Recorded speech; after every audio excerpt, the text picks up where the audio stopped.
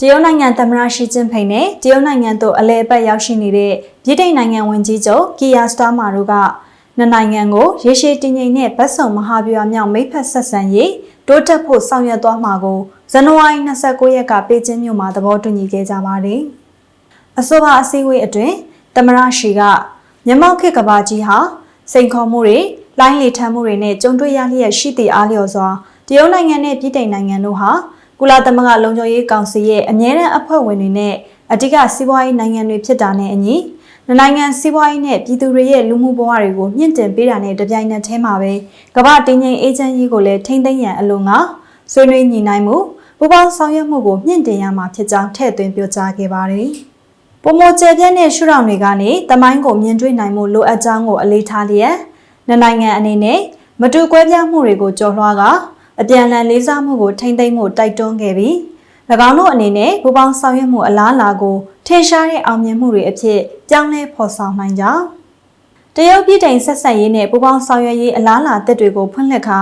နိုင်ငံပြည်သူတွေနဲ့ကမ္ဘာကြီးကိုပုံမကောင်းမွန်စွာအကျိုးပြုနိုင်ကြောင်းလည်းရှီကပြောကြားခဲ့ပါတယ်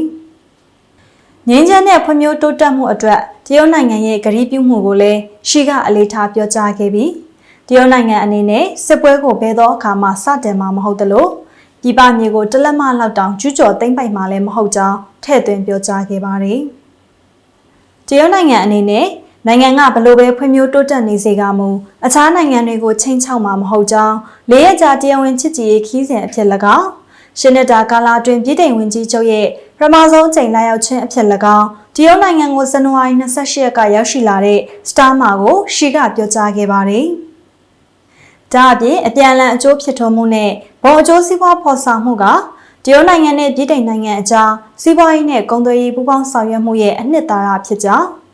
အဲဒီအတွက်နိုင်ငံအနေနဲ့ပညာရေး၊ကျန်းမာရေး၊ငွေကြေးကဏ္ဍနဲ့ဝန်ဆောင်မှုလုပ်ငန်းစတာတွေမှာအပြန်အလှန်အကျိုးပြုတဲ့ပူးပေါင်းဆောင်ရွက်မှုတိုးချဲ့သွားတဲ့ကြောင်းရှီကဆိုပါတယ်။နိုင်ငံအနေနဲ့ဘုံဖွံ့ဖြိုးတိုးတက်မှုနဲ့တာယာဝပြောမှုကိုရရှိဖို့ဉာဏ်ရည်တုနည်းပညာ၊ဇီဝသိပ္ပံ၊စွမ်းအင်သစ်